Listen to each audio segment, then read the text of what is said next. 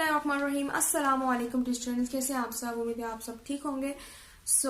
अगर आपने अब तक मेरे चैनल को सब्सक्राइब नहीं किया है तो इसको जल्द से जल्द सब्सक्राइब करें, लाइक करें, शेयर करें ताकि आपको आने वाली तमाम वीडियोस का नोटिफिकेशन मिलता रहे। आज हम अपना टॉपिक स्टार्ट करने जा रहे हैं। आज हम उन सोर्सेज को पढ़ने जा रहे हैं जिनके जरिए से हमारे पास रेडिएशन जो है वो हम तक पहुंच रही है, और वो रेडिएशन के सोर्स जो है आज हम स्टडी करेंगे।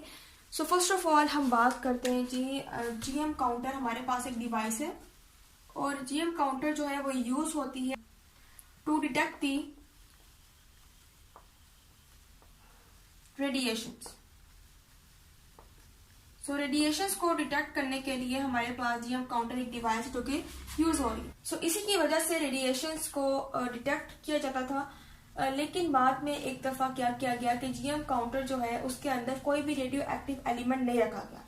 यानी कि अगर इसमें कोई भी रेडियो एक्टिव एलिमेंट मौजूद है तो रेडियो एक्टिव एलिमेंट क्या करता है, अपने आप को स्टेबल करने के लिए, to stable itself it produce radiations. लेकिन जब हमने जीएम काउंटर को देखा तो इसके अंदर ऐसी कोई भी रेडियो एक्टिव एलिमेंट मौजूद नहीं था कि जो अपने आप को स्टेबल करने के लिए रेडिएशंस को प्रोड्यूस करे। लेकिन फिर भी जीएम काउंटर जो है वो हमेशा इसके अंदर से रेडिएशन जो है वो निकलती थी। तो फिर हमने सोचा कि जमीन जो है वो इसको अफेक्ट कर रही है और जमीन ही से रेडिएशन निकल रही है, जिसकी वजह से ये जो है इसके अंदर से भी रेडिएशन जो है वो पास आउट हो रही है, इसमें से भी निकल रही है। एक्सपेरिमेंट किया गया और जमीन से जीएम काउंटर को दूर लेके गया। जीएम काउंटर को दूर जैसे ही हम लेके गए हमने सोचा था कि अर्थ से दूर लेके जाएंगे तो रेडिएशन जो है वो निकलना खत्म हो जाएंगी, लेकिन इसका उल्ट हुआ।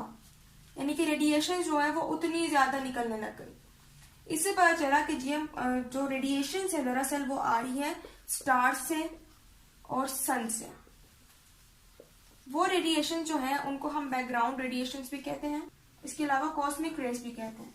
ये कॉस्मिक रेज आ रही है फ्रॉम स्टार्स, फ्रॉम सन, और वो जो है रेडिएशन का एक बहुत बड़ा सोर्स बन रही है। तो इन कॉस्मिक रेज के अंदर सबसे पहली बात तो ये है कि इनके अंदर हायर एनर्जी चार्ज पार्टिकल्स होते हैं।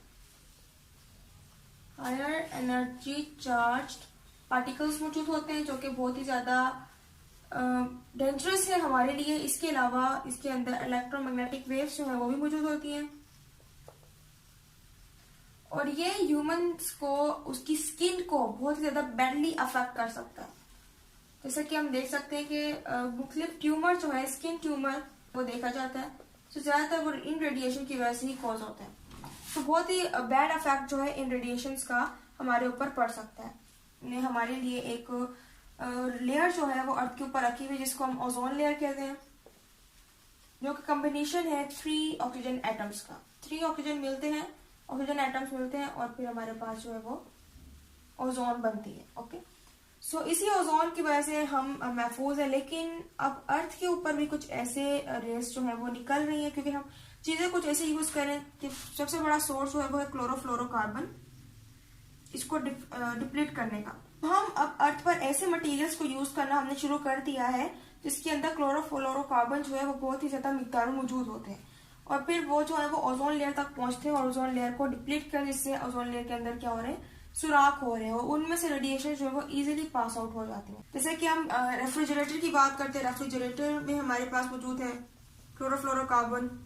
इसके अलावा इंडस्ट्रीज जो कि प्लास्टिक प्रिपेयर करती हैं, जो इंडस्ट्रीज जो प्लास्टिक प्रिपेयर कर रही है उनके अंदर उसमें से भी क्लोरोफ्लोरोकार्बन जो है वो काफी मिकदार में निकल रहा है। इसलिए एक पॉलिसी बनाई जा रही है ताकि ओजोन लेयर को हम डिप्लीट होने से बचा सके, कि अब हम ऐसे मटेरियल्स को यूज करें और इंडस्ट्रीज में भी हम ऐसे मटेरियल्स का ज्यादा से ज्यादा इस्तेमाल करें जिसके अंदर क्लोरोफ्लोरोकार्बन जो है वो एब्सेंट हो, ताकि हमारी जो ओजोन लेयर है वो महफूज रहे। रेडिएशन हमारे पास कई तरह की होती हैं और वो जमीन पर पहुंचती है अकॉर्डिंग टू देयर वेवलेंथ। जब जीएम काउंटर को देखा गया था और फिर पता लगा था कि दरअसल जो रेडिएशन है वो अर्थ में से नहीं बल्कि वो डायरेक्ट सन से और स्टार से आ रही है कॉस्मिक रेस की सूरत में, तो फिर मुख्तलिफ जो एक्सपेरिमेंट्स किए गए और उन रेडिएशंस को डिटेक्ट किया गया। तो हमें पता चला कि अर्थ पर हमने देखा कि जो सन से रेडिएशन जो है वो आ रही है, सन से रेडिएशन आ रही है, उसके अंदर जो हमारे पास ग्राफ बना वो ये बना था। हमारे पास 3 तरह की जो रेडिएशन है, अल्ट्रा वायलेट, वो आ रही है जी जमीन पर। सबसे पहले जी ultraviolet A, ultraviolet B and UVC. Okay, आप यूवीसी को देख सकते हैं कि बहुत ही मिनिमम इसका लेवल है, क्योंकि जो भी रेडिएशन है, जो भी रे है, उसकी अपनी एक वेवलेंथ है। सो उस वेवलेंथ के हिसाब से ये जो है ये ट्रेवल करेगा इन द स्पेस, क्योंकि ये सारी स्पेस है। सो स्पेस से अर्थ की तरफ मूव करने के लिए यूवीसी आप देख सकते हैं बहुत ही ज्यादा कम इसकी जो है वेवलेंथ है, और ये जमीन पर ना पहुंचने के बराबर है। और यूवीबी भी आप देख सकते हैं कि ये भी जमीन ओजोन लेयर को भी क्रॉस नहीं कर पा रही है, और बहुत ही मिनिमम सा ही जो है ना क्रॉस कर पाती है और आगे नहीं पहुंच पाती, यानी कि ओजोन लेयर जो है वो इसको रोक लेती है। लेकिन एक रेडिएशन है विच इज यूवीए, वो डायरेक्टली हमारे अर्थ के ऊपर पहुंच रही है, और बहुत ही ज्यादा ये खतरनाक रेडिएशन है, और डायरेक्टली ओजोन लेयर को चीरती हुई आती है और अर्थ के अंदर जो है वो पास आउट होती है और रिफ्लेक्ट हो जाती है। तो ये रेडिएशन जो है बहुत ज्यादा हमारे लिए खतरनाक है और स्किन कैंसर कॉज करती है। दूसरा सोर्स है हमारे पास रेडिएशन जिनसे एमिट हो रही है, वो है एक्सरेज। मुख्तलिफ टेस्ट में एक्सरे जो वो यूज होता है, कोई अंदर डिफेक्ट तो नहीं है, कोई अंदर ट्यूमर तो नहीं है, कैंसर तो नहीं है, तो उसको फाइंड आउट करने के लिए हम जो है एक्सरे का इस्तेमाल करते हैं। अब एक्सरे की वजह से क्या होता है कि हमें अंदर की जो बोन्स हैं वो हमें साफ साफ नजर आती है, कि फिर हमें नजर आता है कि बोन्स में कोई अफेक्ट तो नहीं है, या फिर कहीं और कोई चीज ट्यूमर या गिल्टी तो नहीं बनी हुई।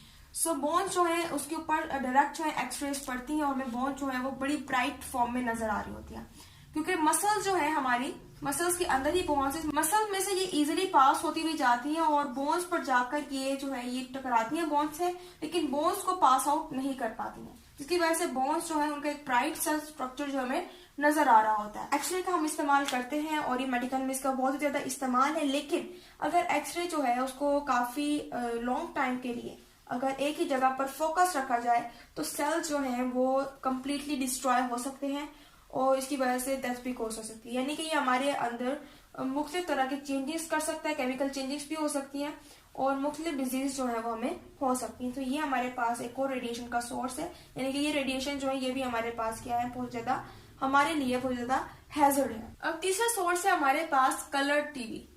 टीवी हर कोई शौक से देखता है, और किसी का तो बस से चल रहा होता है कि वो टीवी के अंदर घुस जाए, लेकिन ये हमारे लिए बहुत ही ज्यादा खतरनाक है, क्योंकि टीवी जो है उसके अंदर से रेडिएशंस निकल रही होती है in the form of X rays. और अभी हमने बात की कि एक्सरेज जो है अगर लॉन्ग टाइम के लिए आपके किसी भी जगह पर फोकस्ड रहे तो वो उस जगह को डिस्ट्रॉय करके रख देती है। जिस तरह के अब आप आइस का इस्तेमाल कर रहे होते हैं टीवी को देखने के लिए, और टीवी के अंदर मुख्तलिफ कलर्स होते हैं और मुख्तलिफ वेवलेंथ्स की एक्सरेज जो है वो निकल रहे होते हैं। सो आपकी आइस जो है वो कम्प्लीटली डिस्ट्रॉय भी हो सकती है, उनको अफेक्ट कर सकती हैं, और फिर ज्यादातर ब्लाइंडनेस भी इसकी वजह से कॉज होती है। हमारा फोर्थ सोर्स जो है वो है सॉइल एंड रॉक।